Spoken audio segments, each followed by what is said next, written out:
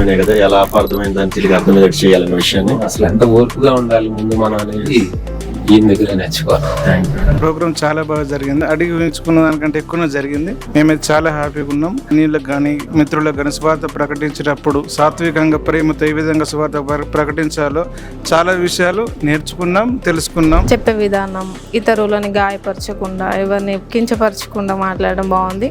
I'm happy because of I'm one like burning people. అనేక మతాల వాళ్ళు, అనేకమైన రాజకీయ నాయకులు, క్రైస్తవుల పైన జరుగుతున్నటువంటి దాడులు, అనేకమైన హింసలు, ఎలా జ్ఞానంగా దేవుని యొక్క సేవ పరిచర్య, సంఘానికి ఎలా కట్టుబడి ఉండాలి, సేవకులకు ఎలా ఎటువంటి సహకారంగా ఉండాలి, అనేకమైన లోతైన విషయాలు దైవజనులు వివరించారు.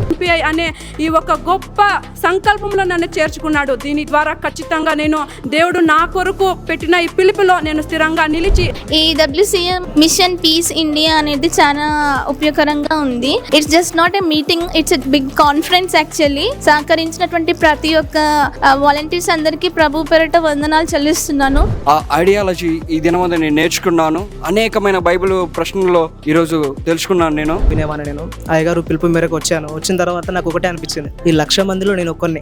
నాకు ఒకటి అనిపించింది, నిజంగా నేను మండగలను అనే ఒక కాన్ఫిడెన్స్ నాలో కలిగింది. నా ద్వారా దేవుడు తన క్రియ జరిగిస్తానని నమ్ముతున్నాను. దేశం కొరకు 1,00,000 మంది సైనికులను సిద్ధపరచాలి, దేశం కొరకు 1,00,000 మంది శిష్యులను సిద్ధపరచాలి అనే ఆలోచన ప్రభు నన్ను ప్రేరేపించి పుట్టించారు. మొన్న ఆగస్టులో హైదరాబాద్లో మొదటి సెమినార్ జరిగింది.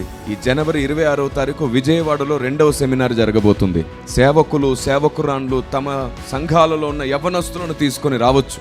100 ప్రశ్నలకు తిరుగులేని సమాధానం, దేవుని ఆలోచన విధానం, భారతీయ సాంప్రదాయాన్ని గౌరవిస్తూనే సత్యాన్ని భారతదేశానికి అర్థమయ్యేటట్లు చేసే ప్రయత్నంలో లేఖనాలు ఎక్కడెక్కడ మనకు అడ్డు రావట్లేదో, ఆత్మదేవుడు ఎక్కడెక్కడ అనుమతిస్తున్నాడో స్పష్టంగా తెలియజేసే సంగతి నేర్పించడమే కాదు, ఆ ఒక్కరోజు సెమినార్కి వచ్చినందుకు మీరు సెమినార్కి వచ్చే హాజరయ్యారని ఓ సర్టిఫికెట్ కూడా ప్రొవైడ్ చేస్తూ అలా మాత్రమే విడిచిపెట్టట్లేదు. మీ సేవకులను, మీ సేవకురాలను ఎవరైతే హాజరయ్యారో వారందరికీ దేశంలో ఉన్నటువంటి అపార్థాలు తొలగించడానికి 100 క్లాసులు ఆ తర్వాత కంటిన్యూ కూడా జరుగుతుంది ఆన్లైన్లో జూమ్ ద్వారా.